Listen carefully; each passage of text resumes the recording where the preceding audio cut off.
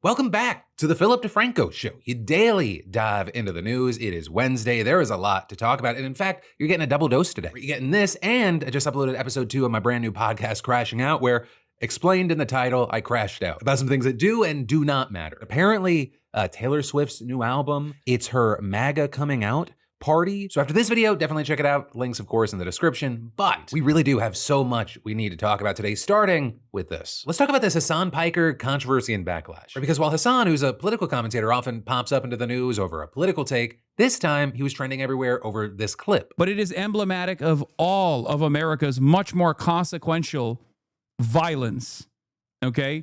It's the same reason as to why America, Kaya, please just just stop.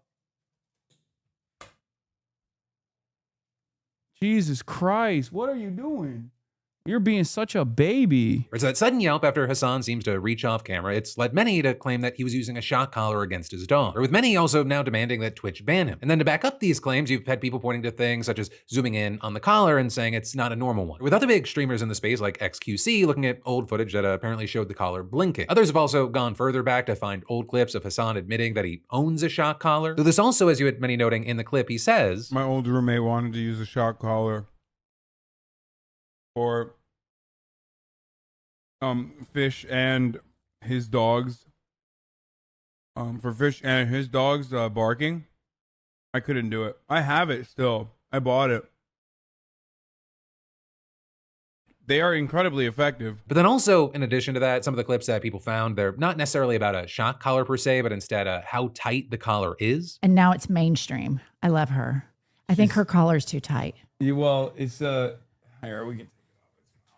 You have to be able to get 2 fingers, and I couldn't even get one. I think you're choking her. She's like, it's because she has a lot of neck meat. Also, another angle here is you had people critical of Hasan saying that they felt like the dog Kaya was being used as a prop and essentially forced to stay in frame. But then there you also had plenty of people scrubbing through the video saying you can see large amounts of time where she's just not there at all. Right, and all of this, it's playing out while you have a lot of people going after Hasan. You also have a group of people defending it. Right, and for this group, the general consensus is that maybe Kaya caught her dew claw on the bed and that's what caused her to yelp. Or with people showing the clip in slow motion. And you also saw people having takes like she clips her paw, it's very obvious, saying you are willfully dumber than a dog if you choose to believe this and care more about imagining the suffering of a single animal than millions of Palestinians. But that then had its own pushback and backlash with creators like Asmongold, for example, saying, you guys really need to stop invoking Palestine every time someone you like gets criticized. It doesn't help you, and it certainly doesn't help Palestinians. It has nothing to do with this topic, and you're effectively using their suffering as a shield for bad behavior. Right, and then as far as Hasan's response here, I actually reached out for a comment and reaction. Right, and so with that, he called this one of the most insane brigades he's ever seen. Then adding, I rewatched the video and I totally get why people are angry. I should have instantly gone over to check on her. I was in full panic mode over the internet going out and the stream crashing, and I take total accountability for that. With Hasan then also talking about the allegations around the collar, as well as the allegations that he shocked the dog. Regarding the collar, he said, I have a bunch of different collars for her, including a vibrating collar for communicating with her over long distance when she's at the park, etc. Saying she was professionally trained to be off leash. That collar can't actually shock her. Adding, I didn't press anything, I didn't have any remote or anything with me. And then regarding his dog yelping, he said, I don't know what happened, but I assume it was her clipping her dew nail on the corner while following the place command, but I get why it looks horrible to a person who's seeing this interaction for the first time. And then regarding people saying, the dog's just there in the background, or maybe even the dog is forced to be there, he said, Kaya is an incredibly well-trained dog and super well taken care of. She gets 2 hours of activity in the morning at the park and then another hour-long walk in the afternoon with my mom. With Hasan then adding, her place command is there so she doesn't lay on the hard ground and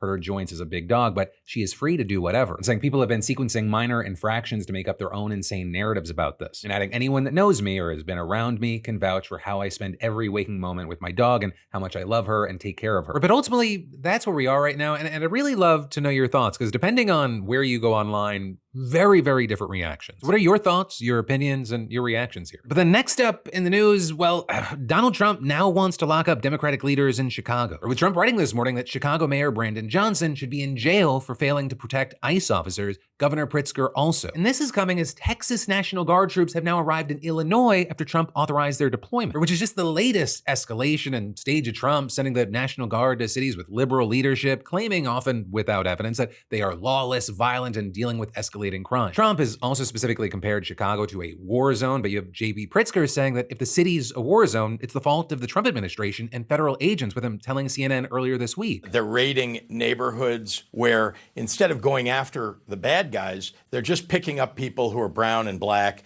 and then checking their credentials. Are you a U.S. citizen? They need to get out of Chicago if they're not going to focus on the worst of the worst, which is what the president said they were going to do. They need to get the heck out. You then also had Pritzker denouncing Trump's move to send in troops, vowing to fight their deployment, and accusing Trump of carrying out an authoritarian march in Chicago and other blue cities. And with all that, both the state of Illinois and the city of Chicago have now sued to block the troops, arguing that this tactic is unconstitutional. But also, those aren't the only actions that we've seen taken against the Trump administration this week. We talked just yesterday about Mayor Johnson signing an ice-free zone executive order in Chicago yesterday, which prevents the agency from using city-owned property in their operations. With Johnson saying that Chicago stands firm in protecting the constitutional rights of our residents and immigrant communities and upholding our democracy. Then, of course, it led to Trump's comments this morning saying that he should be jailed alongside Pritzker for not protecting ICE officers in his city. With then Johnson responding, "This is not the first time Trump has tried to have a black man unjustly arrested. I'm not going anywhere." And you had Pritzker also continuing his stand against Trump, writing that "I will not back down." Trump is now calling for the arrest of elected representatives checking his power. What else is left on the path to full-blown authoritarianism? And you have many noting that the threat to jail these two, it comes as Trump has repeatedly threatened legal action against politicians and others who oppose him. But for now, we have to keep our eyes on Chicago for multiple reasons. We're both with what's happening on the ground. What does it look like? Is there an escalation? As well as looking towards Thursday, that's when the hearing is set for the lawsuit to block troops. But then next up today, let's talk about that Katie Porter interview. So if you don't know, Katie Porter, she's running to be the governor of California. And you had Julie Watts, who covers the state of California for CBS, interviewing her. And you had Watts sitting down with this pool of candidates to discuss issues in the state. And for some reason, things got quickly heated between Porter and Watts during this question. What do you say to the 40% of California voters who you'll need in order to win, who voted for Trump? How would I need them in order to win, man? Well, unless you think you're going to get 60% of the vote. You think you'll get 60%. Everybody who did not vote for Trump will vote for you. That's what you're saying. In a general election, yes. If it is me versus a Republican, I think that I will win the people who did not vote for Trump. What if it's you versus another Democrat? I don't intend that to be the case. You then had Watts asking how Porter can guarantee that she's going to be the only Democrat, to which Porter then suggested, she has the support and the name recognition to pull it off, and then added, I represented Orange County. I represented a purple area. I have stood on my own 2 feet and won Republican votes before. That's not something every candidate in this race can say. But you just said you don't need those Trump voters. Well, you asked me if I needed them to win. So you don't I think feel like this is unnecessarily argumentative. What is your question? The question is the same thing I asked everybody, that this is being called the empowering voters to stop Trump's power grab. Every other candidate has answered this question. This is not correct. And I said I support it. So, and the question is, what do you say to the 40% of voters who voted for Trump? Oh, I'm happy to say that. It's the do you need them to win part that I don't understand. I'm happy to answer the question as you have it written, and I'll answer it. And we've also asked the other candidates, do you think you need any of those 40% of California voters to win? And you're saying, no, you don't. No, I'm saying I'm going to try to win every vote I can. And what I'm saying to you is that... Well, to those voters, okay, so you... I don't want to keep doing this. I'm going to call it. Okay. Thank you. You're not going to do the interview with us? Nope, not like this. I'm not. Not with 7 follow-ups to every single question you ask. Ms. And Porter, we're just going to circle around. I am an investigative I have never reporter. had to do this before, ever. You've never had to have a conversation with to end a an reporter? interview. Okay, but every other candidate has done this. What part of I'm me? I'm running for governor because I'm a leader. So I am going to make... So you're not going to answer questions from reporters? Okay, why don't we go through? I will continue to ask follow-up questions because that's my job as a journalist, but I will go through and ask these, and if you don't want to answer, you don't want to answer. So nearly every legislative... I don't want to have an unhappy experience with you, and I don't want this all on camera. I don't want to have an unhappy experience with you either. Right, with that, you did have CBS noting that she did ultimately stay and continue answering questions. But this interview, and specifically this section, it's gotten a ton of attention online. So I'm calling it a train wreck, a car crash reporter, saying it's a bad look, applauding the reporter for continuing to press on. You also had tons of people in the political sphere weighing in here. Right? People like Elizabeth Ashford, who's been a strategist for several high-profile California politicians, saying, when you're governor of everyone, not just the people in your party. And adding it's a bad look to say you don't want or need votes from certain Californians, even those those you really disagree with, but then also adding, even good candidates have bad nights. This was a miss for Katie, but not every interview is going to go great. You then also add other candidates in the race seeing this as an opportunity to speak out, or with, for example, former Health Secretary Javier Becerra writing, "I'm not interested in excluding any vote. Every Californian deserves affordable health care, safe streets, a roof over their head, and a living wage." You also had California State Superintendent Tony Thurmond also writing, "This is a pattern for Katie Porter," saying no candidate for governor should hide from the press or mistreat them. "We owe it to the public to be transparent," and saying if she can't answer basic questions from a reporter, how can Californians expect her to stand up to President Trump? And the timing here, not great, as you have outlets like Cal Matters noting pretty recently that the race for governor remains pretty open right now. We're saying that while Porter does have a slight polling edge, it's still anyone's game. But I mean, the primary is not until June of next year, so it's not super far away, but it's also not super close. Right? That's plenty of time for things to change up, as well as for someone to hop in and jump to the top. And actually with that, you have rumors about people like Senator Alex Padilla joining the race. But that said, there's a lot that could happen, and we're also going to need to see, how this kind of affects things, and if it does, and to what degree. And so actually, in the meantime, what I want to do is I'd love to know your thoughts, your opinions, or reactions here, especially if you're someone that lives in California. Right? Does seeing this change things for you, or do you see it as a bump in the road? Yay, nay, why? I'd love to know. And then I've got more news for you in just a minute. But first, let me say, debt's not just numbers. It's a rigged game, and if you think you're playing fair, spoiler, the banks already wrote the rules. Right? Every minimum payment, it's just another way to keep you locked in their system. But today's sponsor brings some good news, right? PDS Debt helps regular people break free, and they've already helped hundreds of thousands cut debt, stop the harassing calls, and actually keep their money. Credit cards, personal loans, medical bills, PDS Debt has custom options for all of it. And this also isn't a one-size-fits-all gimmick, right? They actually look at your unique situation and create a plan designed for you. Also, no minimum credit score, no schemes, just real solutions that work. That's why PDS Debt is A+ rated by the BBB, has thousands of 5-star reviews on Google, and holds a 5-star Trustpilot rating. Translation, people trust them because they actually deliver results. It's your money, it's your future. Why let the banks keep writing the rules when you could be on your way to being debt-free in less time than it takes to scroll TikTok? Right? And you're just 30 seconds away from starting your journey to being debt-free. And you can go get your free assessment and find the best option for you right now at pdsdebt.com/DeFranco. That's pdsdebt.com/DeFranco. And or the QR code's on screen, so just scan it and take the first step today. But then next up today, we've got to talk about how several FBI agents have now been fired for their involvement in a scandal arguably worse than Watergate. That is, at least, according to Republican Senator Chuck Grassley, who, along with other Republicans, released an internal FBI document suggesting that the agency analyzed the phone records of more than half a dozen Republican lawmakers back in 2023. Right, and that is part of an investigation into Donald Trump's efforts to overturn the results of the 2020 election. And most of the lawmakers there were among those who had planned to vote against certifying the election on January 6, 2021, including Josh Hawley, Lindsey Graham, and Ron Johnson. Right, and after the attack on the Capitol, some of them did end up voting to still accept the results, though others still voted against certification. But then also with that, important note is that the records analyzed were from a few days during the week of January 6th, and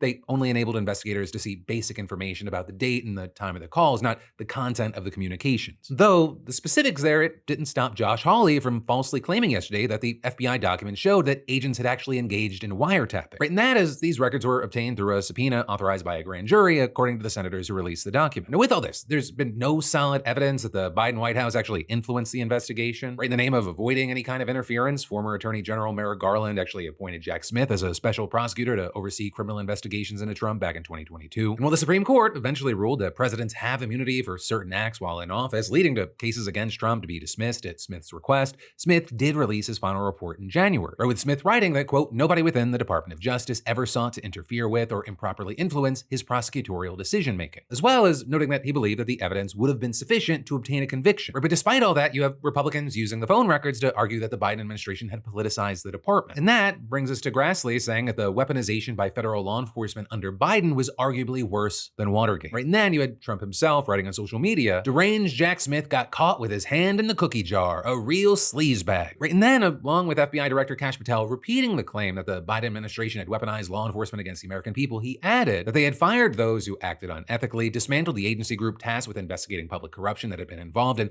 launched an investigation into the matter. Then Deputy Director Dan Bongino adding, under our leadership, the FBI will never again be used as a political weapon against the American people. But then, of course, with all this, you have many arguing that, right, everything we're seeing here is actually being used to justify Trump's own politicization of law enforcement. Right, several FBI agents who worked on cases related to January 6th, they've already been fired since Trump returned to office. Also last month, 3 former top officials actually sued Patel and Attorney General Pam Bondi, alleging that they had been retaliated against for investigating Trump. Right, and then there are all these ongoing cases against his perceived enemies, including, of course, James Comey, who we just saw making his first appearance in court today. Right, and so all of this, it's kind of yet another chapter chapter and something we're going to have to keep our eyes on, see where this situation ultimately leaves us. But the next step on the note of Comey, we saw him officially pleading not guilty to charges of lying to Congress this morning while appearing before a federal court in Virginia. Because as we talked about earlier this week, a grand jury indicted the former FBI director on one count each of making false statements to Congress and obstructing congressional proceedings. Right, and that based on claims by federal prosecutors that Comey lied when he told members of Congress during a hearing that he didn't authorize another person at the FBI to speak anonymously to the media about an investigation into Hillary Clinton. Now, notably, the person that Comey allegedly tapped for the leak isn't named in the brief 2-page indictment against him. They're listed only as person 3. And that is actually important to keep in mind because I'm going to come back to that in just a minute. Right, but with all this, you've had legal experts, career prosecutors, Democrats, and many others all slamming the indictment, arguing that the charges, they're clearly trumped up, both in the sense that they're bogus and that they are only filed because of Donald Trump. Or with the president launching an intense public pressure campaign demanding that his Justice Department go after Comey, or a man he perceives to be a political enemy and a man he blames for the investigation into Russian interference in the 2016 election. So you've got tons of people arguing that this is an extraordinary attempt by Trump to weaponize his DOJ for his own personal revenge. And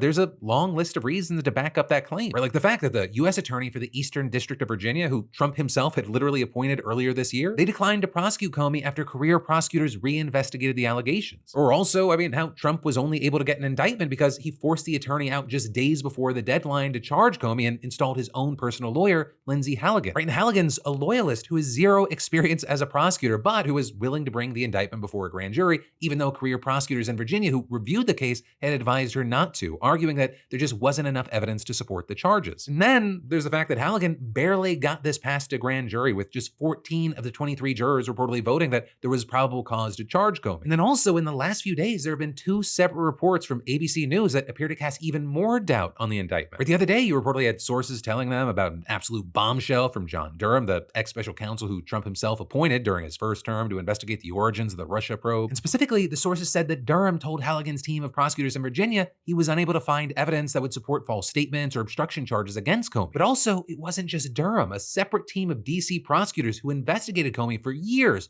also allegedly told the Virginia team that they hadn't uncovered any chargeable offenses. All of which would mean there were 3 different investigations that all declined to bring charges against Comey. 1 from an ex-special counsel and 2 from prosecutors in both DC and Virginia. But then also beyond that, you had ABC News reporting that Halligan's already fragile case has been undermined even more by a key witness who's believed to be absolutely central to the prosecution's allegations. And when I say absolutely central, I mean central enough to potentially undermine the case entirely. Because as I mentioned before, Halligan's indictment doesn't name the person whom Comey allegedly authorized to speak anonymously to the media about the Clinton probe, right? Person 3. But it's been widely speculated that that person is Daniel Richman, right? And Richman, he's a law professor and friend to Comey's who's acted as an intermediary between the former FBI director and the media. But now you've got ABC reporting that sources say that Richman explicitly told investigators that Comey never authorized him to provide information on the Clinton probe to the media. In fact, he allegedly said that Comey actively instructed him not to engage with the media at all on at least 2 occasions. And in addition to that, investigators who reviewed material from Comey's emails, including his messages with Richman, reportedly failed to find any evidence of Comey authorizing leaks. And so as a result, prosecutors who investigated Halligan's allegations reportedly said that she would face likely insurmountable problems if she tried to use Richman's testimony to prove that Comey lied to Congress. So really, unless there's some secret piece of evidence that's out there against Comey, it seems like this case is going to likely fall apart. But as far as what's actually going to happen, you had the judge overseeing the case announcing today that a trial has officially been scheduled for January 5th. But then also you had Comey's lawyers saying that he'll be filing a motion to dismiss the case. And with that, accusing the DOJ of engaging in vindictive and selective prosecution based on Trump's demand to prosecute a perceived enemy, arguing that the grand jury process had been abused and claiming that Halligan had been appointed illegally. But as far as which way this is going to go, that remains to be seen right now. And then we've got more news to talk about in just a minute. But first, let me say, I love fall football, flannels, pumpkin spice for me. But if you're still rocking underwear that looks like it survived Y2K, we need to talk. Right? More holes than fabric. It's time to upgrade to MeUndies, today's sponsor. Right? MeUndies keeps me cozy through crisp mornings and chilly nights, and the glow-in-the-dark Halloween prints, surprisingly fun, actually. Yeah, they're comfy, but more importantly, they move when I do, the way I need them to. And that, it's their signature micromodal fabric. Breathable, ridiculously soft, stretchy, and straight up cozy. And with spooky season here, MeUndies is dropping limited edition Halloween prints, including the glow-in-the-dark undies. And with 20+ cuts and over 100 colors and prints, MeUndies has a style for literally every butt. Also, check out their Breathe line, right? Moisture wicking, anti-odor tech that keeps you fresh, whether you're working out or binging horror movies all weekend, right? And they've shipped over 30 million pairs and racked up 90,000 five-star reviews, which, translation, people love these. And if you don't, it's on MeUndies. Plus, they're sustainably sourced and ethically made. I mean, I wear MeUndies, and you should too. Right now, you can get cozy and spooky for less with deals up to 50% off when you head to MeUndies.com/PhilipDeFranco or scan the QR code and use promo code PhilipDeFranco. It's MeUndies.com/PhilipDeFranco, promo code PhilipDeFranco for up to 50% off. MeUndies, comfort that's made for fall. But then next up today in some international news, China is now punishing negativity on social media. Right, and everyday users, bloggers, and influencers, at least 2 of whom had tens of millions of followers, are getting their accounts suspended or even banned. And all of this seemingly because last month, the country's cyberspace administration launched a 2-month campaign aimed at, among other things, purging content that incites what they called excessively pessimistic sentiment or promotes defeatist ideas like hard work being useless. This seems to take aim at the growing dissatisfaction among many young people who have been hit hard by a slowing economy, property crisis, and high rates of unemployment. Because as you might expect with that, an increasing number of young people, they've taken to social media to say that they've given up on just trying to get ahead. Right? And with that, you've seen things like the so-called lying flat trend kind of being about just doing enough to get by. Though there's also the let it rot trend, which is basically just about abandoning certain goals entirely because they feel impossible. And so then with those things, you have many believing that the Chinese government, they're worried not only about, young people being less productive members of society, but also becoming more critical of the ruling Communist Party. And with that, you had one researcher saying the root cause is deteriorating economic and social prospects for many Chinese, which has led to what for any country would be a natural social response, the expression of anxiety and misgiving. Saying such sentiment, the leadership worries, might be infectious. And so now what we've seen are viral videos showing, young graduates working as delivery drivers or sleeping in dormitories among those that are getting removed for, quote, spreading negative emotions. And so with all this, you had, officials in one city in central China saying 2 social media account owners were investigated for portraying the city in an unflattering light. You also had the local internet regulator in another city saying it punished 5 social media accounts for, quote, spreading false information about housing prices and real estate regulations. And then Weibo, one of the country's biggest platforms, said last week that it had removed over 16,000 pieces of violating content and suspended more than 1,200 accounts that it said spread rumors about the economy and government welfare programs. And so overall, I mean, the way this is playing out, it feels kind of like it is the government crackdown version of someone saying smile more. And it's going to be very interesting to see how this whole effort plays out, right? And especially to see if and what kind of impact it actually has while the concerns that have people being negative on social media aren't addressed. But then finally today, let's end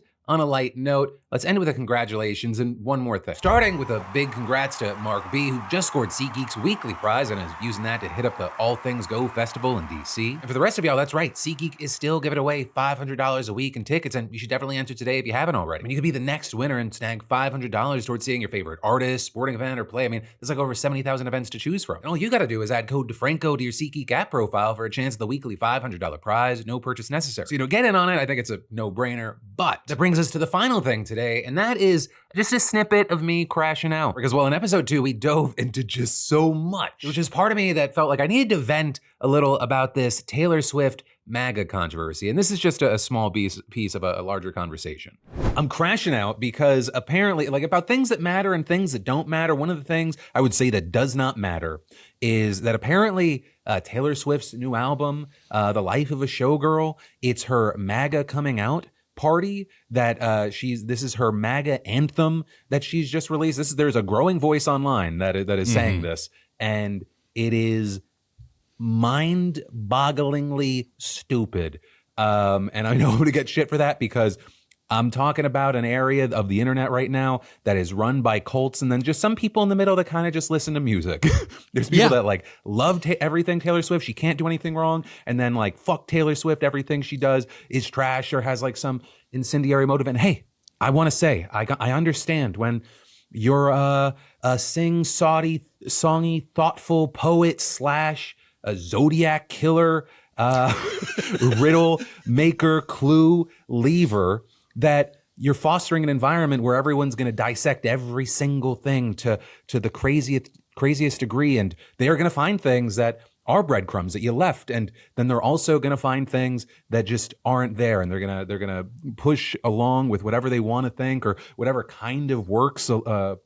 We see this in all these different conspiracy enclaves online, and I'm just the one of the biggest artists in the world who, and this is there's a lot of stuff. There's a number of things that I don't agree with that Taylor Swift does that rubs me the wrong way. But you're going to think one of the biggest stars in the world, who multiple times in different election cycles has gone out of her way and risked alienating a big portion of her audience and money, and is marrying Captain Pfizer, the face of the fucking COVID shot. Yeah, the COVID shot himself. Yeah, that she's it's. You can have your opinions on it, like on the album. I get it. Like I listened to it and I was like, okay, I kind of like 3 or 4 songs, and then like the ones I don't like, I skip. I know that's a crazy thing, and I'm also open to the idea that when you have an artist that has so many different she had a tour that highlighted that so many of her releases are different things, like different moments of her life where she was feeling different things, going through different things,